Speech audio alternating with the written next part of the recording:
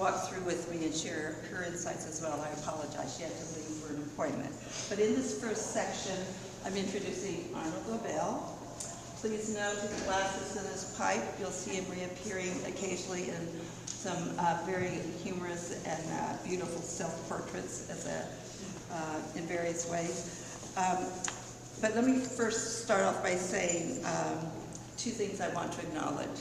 I know that some of you may find the light levels low in the gallery. You may get that comment from visitors as well. This is intentional. It's museum practice that when you have works on paper and photographs, you have to limit the what we call foot candles, the amount of light, because works on paper and photographs are very vulnerable. So if you get comments from visitors, please acknowledge that. Also, I want to acknowledge that the works are higher than I would like, because this is a family-oriented show. I did my best to get them as low as possible within restrictions or standards that we have at the museum. One of the challenges, just so you know, when we install artworks, I come from another institution where we're very ADA and family, very conscious about being ADA accessible and family oriented. But one of the challenges is when you hang double pane vertical works, you can see the low one, but you can't see the high one. So it's kind of a betwixt and between, but I fully acknowledge that, and I hope, I've been walking around like this.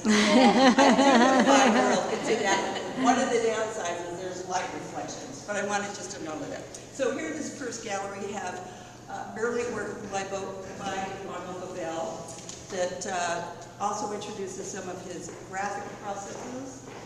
This little case shows very early, from 1955, his first book on computer stuff that he was trying to peddle around in Manhattan. He started out as working for Jewish publishing houses. And if you all come up, you'll see how kind of simplified and a bit, very simply illustrated these works are. And that as he moves along, he really evolves and finds his voice as an artist, where he can wield his pen and pencil, I think, with a little more skill and artfulness. So if you want to have that, I'll let you go. Now, one of the things I reference in the show is that he was meticulous about making book dummies, and unfortunately, because of conservation reasons, I couldn't pull out the sheets to show you how he had illustrated each page with its text for Giant John as well. But I also wanted to encourage you to look at the children's books as a point of reference. This is his original maquette, and inside are all the pages for Giant John, which is about a giant and his little fairies. But I think it's very instructive to see how he started out with this original illustration with a hobo-like bag, and he ended up with a guy holding an umbrella. So, it just gives you a little bit of insight into the artistic process. Over here, I have, there's a book called The Great Blueness, which is a charming story about how a wizard was in a village. It was only black, white, and gray, and he wanted to add color, so he painted the village yellow, and it was wonderful, but then the yellow hurt people's eyes, and blue, but everybody got blue, and then it was red, and everybody got angry. One day he spilled all his pots, and he created a rainbow of colors. And so what I wanted to do is introduce, here's a working sketch for his cover. We have the original book back there. And then also his pencil sketches, how he would go very meticulously. He's a beautiful draftsman. His color studies here, and then again, another study with his text.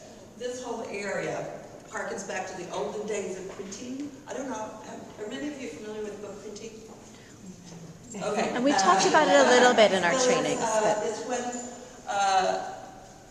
artists and illustrators literally would do paste up. They draw there, and that's what you'll see here, for example.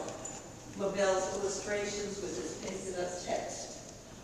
Again, and what we have in the family area, almost every book that's represented in this show is in the family area.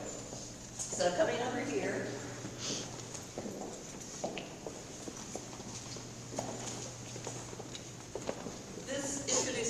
Frog and Toad, and what I say, and other friends, which also includes Owl, Uncle Elephant, etc. Again, one of the challenges with Arnold Lobel's work in the early years is they're very minimal. They're not colorful like Ezra Jack Keats. So I hope you can appreciate just the beautiful draftsmanship and quality of his line and the humor of his line, and how we can, and the quality of the eyeballs when Frog is looking this way or that way. It really takes a very wonderful and skilled draftsman to get, I think, expression out of a frog in tow, human expression. So what I want to show, these are early sketches, layouts for his first book, Frog and Toad Are Friends, color studies for covers for the other books that he created. Here's Owl at Home. Now, what I included in the exhibition also is kind of an educational element, is about color separations. And I thought that the reason why I did this is because I thought it would be one, educational, and a little bit fun for kids. So, for example, here is, I tried to do this, let me find this. Okay. So, the kind of black and white. So here's the original sketch, and then this is what we call color separation. So this, to give you an example of what, this is what the colored sketch looks like in the book. Okay, again, he's an artist that doesn't use a lot of color during this period.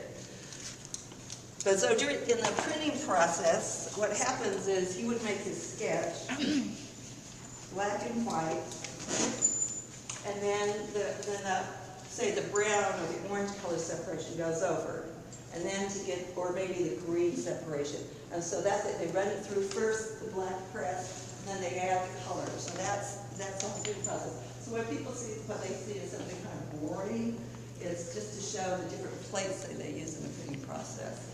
And Karen, can we copy that to Yes. our visual aid binder? Yeah, I'll give it Fabulous. to you. Great. So you're saying that these plates have been printed black and white instead of... Well, first, this is what they do. It's hard to describe, but it's these are actually printer's marks. Registration marks. Registration marks. Thank you. They're registration marks. Maybe you can help me. These were probably photographed, and then they were made the plates